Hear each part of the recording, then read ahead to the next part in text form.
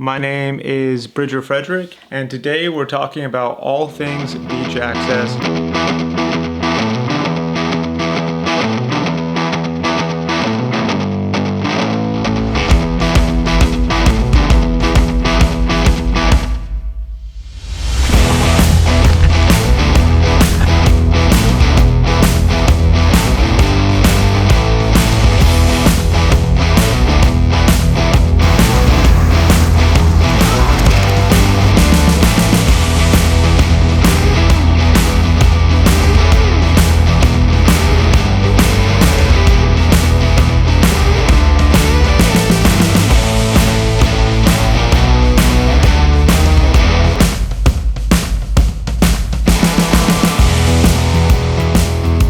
Talk about equipment that I use to get on and off the beach, tips and tricks for not only accessing the beach, but also for selecting beaches that are most accessible and accommodating for your level of injury and your capabilities. And I'll also touch down on some of my favorite beaches, some of the least accessible and most accessible that I've been to down here in Florida, where I'm located in Orlando, Florida. So let's touch on the equipment first. I just use a normal manual wheelchair. I don't have a beach chair or anything like that. Another thing that I use is a freewheel. Freewheel is the greatest piece of adaptive equipment that I've gotten since I was injured. I mean, this thing is an absolute game changer. It's $900. I was fortunate enough to have a group of women that my dad knows, some friends of his, who pooled some money together and bought one for me as a gift. But that was about a year and a half into me being injured, and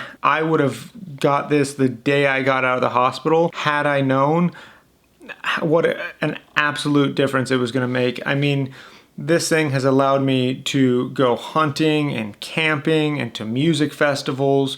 It makes the beach more accessible, albeit you're not going to be out there just wheeling around on the beach. But if you do have some help, it makes it a whole lot easier on them to get you across some reasonably deep sand. If it's too deep or your help is too weak, then you might, you might be scooting along on your booty, but highly recommend the freewheel. I will be doing a full review on the freewheel, so keep an eye out for that.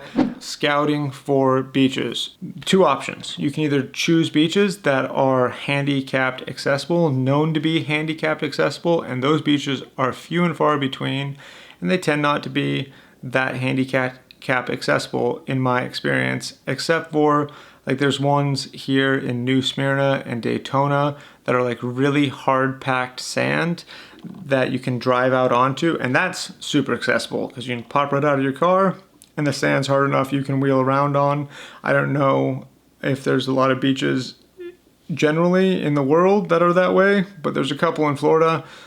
I don't really like those beaches though, because it's really flat and shallow for a long ways out into the surf, and so you end up scooting just as much anyways. You're just scooting through the water and the waves rather than scooting on the beach, and it's actually, in my opinion, it's more unpleasant.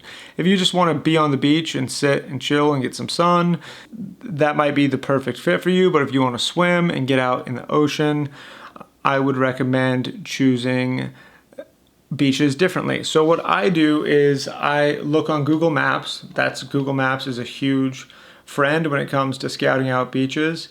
And I don't like Google accessible beaches. I look at beaches in the area that we want to go, and I look for, number one, that there's a ramp going down to them, some sort of ramp, so that there's no stairs. Stairs aren't a deal breaker by any stretch of the imagination, but they're not ideal, obviously. And then look for the distance between that ramp and the water itself, because if it's, a half a mile or 200 or 300 yards or anything over 100 yards, basically, that's going to be a ton of work for either your friend who's pushing you or you if you're transferring onto the ground and scooting through the sand. So I like to look for minimal amount of distance between the ramp or the bottom of the stairs or the trail and the beach itself. And also look, is there a long dirt trail from the parking lot to the beach, because that dirt trail might not be dirt, it could be sand,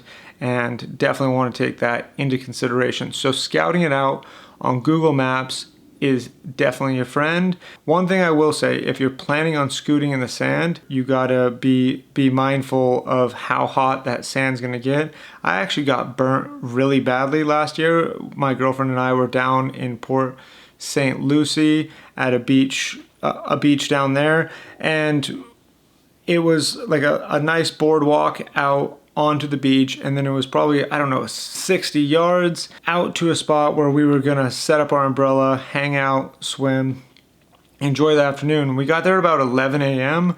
and the sand was warm. It was hot, but it was nowhere near like burning you level.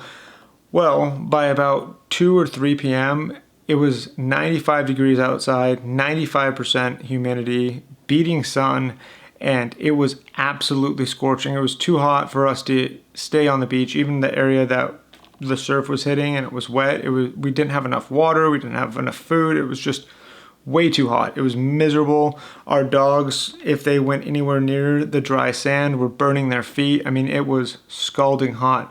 So Kelsey, my girlfriend, is 120 pounds and 5'6", and it was uphill through deep sand. There's no way she was pulling me in my wheelchair across the sand without burning herself really badly, even through your flip-flops. I mean, the sand was hot, hot, hot.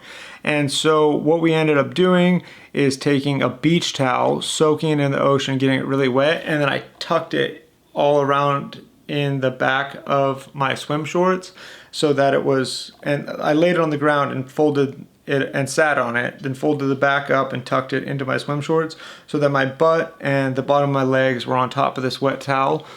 And then I just started scooting furiously across this hot sand, but I could only scoot a couple scoots at a time before it started burning my hands as well. So it was no good. And by the time I got to the area where I could transfer onto get onto this little boardwalk and transfer onto my wheelchair, I got some pretty bad burns on the back of my calves and some real bad burns on my sit bones. Could have easily turned into some severe sores if I didn't really take care of them. And I have a whole protocol for healing wounds involving infrared light and beef broth and vitamin C and certain supplementations, which I will do a video about. But point is, be really mindful of the temperature of the sand. Anyways, some of my favorite beaches. I love the Canova Beach Park, which is a dog park over in Cocoa Beach, but there's quite a few beaches in that stretch that are very similar. Cocoa Beach itself, as far as accessibility, with ramps all the way down into the sand, and then it's probably about, on average, a 50-yard scoot through some deep sand to a nice place to set up for the day. And then you have, direct access to the water depending on the tides, 10, 20-yard scoot down a little hill into, pretty reasonable, nice water to swim in. There is some currents over there, and the waves can be kind of intense for someone with a spinal cord injury flopping around in the water down there. But I absolutely love it. It gives me pretty fast access to deeper water that I can swim around in. And then also up at, I did mention New Smyrna and Daytona, which is like the most accessible beaches that I've found in Florida, as well as New Smyrna Dune Park for a dog beach up in that same area, and a much easier place to swim. It's on like the intercoastal, but it's still fresh ocean water because it's just right around the corner of the intercoastal there. And it's really, really accessible, as well as you can set up right next to the water, so you get in and out of the water really easily. And there's no surf pounding you or hitting you, which could be a big advantage for some people, because the surf can be quite exhausting when you're trying to scoot around through it and your legs are flopping every single direction, so yeah, those are good ones. And then another one that I love that's more on the side, and those are good ones if you're with someone who isn't going to be able to push you, or you're potentially alone. Those are great ones. As far as some beaches you might want friends to be with you, I loved Honeymoon State Park, just north of Tampa, and also St. Petersburg Beach. Those are both beautiful. They have different advantages. Honeymoon State Park was just stunning the day that we were there. Just beautiful turquoise blue water. Again, no waves crashing on you, really. Just really small waves. It's not like surf because it's like a bay. And it was a good, it was kind of easy getting down there because it was downhill, but it was a good 50, 60, 75 yards through sand that I definitely needed assistance both ways, especially coming back. It would have been a crazy long ways to scoot. It was probably more than 100 yards actually, now that I'm thinking about it. And once you get to the beach is very easy to wheel on actually, but the trail there was pretty tough. And with St. Petersburg Beach, there I went to one spot down there where there was a handicapped mat that went a lot of the ways out, but it didn't even go close to where it needed to get a person in a wheelchair to the beach. It was another 100+ yards to the water. You could get to the sand and just lay in the hot sand with no access to the water, but that is definitely not what I wanted to do. And that was a time where a good friend was pivotal. My friend James pushed me out there. Another time I was at St. Pete's Beach. A great friend Anthony pushed me out there. So good friends are definitely a huge bonus when it comes to certain beaches. Other good beaches I've been to quite a few. Those are kind of my favorites and most common ones that I visit. That one down in Port St. Lucie was actually really accessible and really cool and beautiful. It was just crazy hot. Would be a great wintertime beach to go to though. And then one that I drove past that I haven't gone to but looked pretty cool and pretty accessible was Hollywood Beach, just north of Miami. And it had a long rollout wheelchair mat as well, except for the beach was really short, so it went basically very near the water. A short scoot would have given you access. And then just north of that at Fort Lauderdale, actually I should have mentioned this one first, it's just not one I go to often because we live all the way up in Orlando. This was my #1 favorite beach. It was a beach underneath the pier. I forget the name of it, but I'll be showing videos of it as I'm speaking and have the name popped up on the map and everything, so you'll know what beaches it is. But it had 3 stairs and like 15 feet of scooting to get into the water. Beautiful turquoise water, nice surf pier. It was just a really cool place, and one of the motivating factors for wanting to move down to Fort Lauderdale. Super accessible beach where I can get a surfboard out or get my snorkeling gear on and go out and dive, swim, surf on my own if I would like to.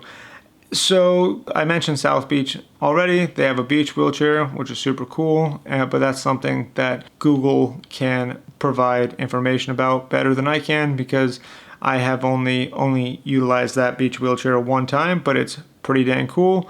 Highly recommend it if you'd want to check out South Beach, Miami.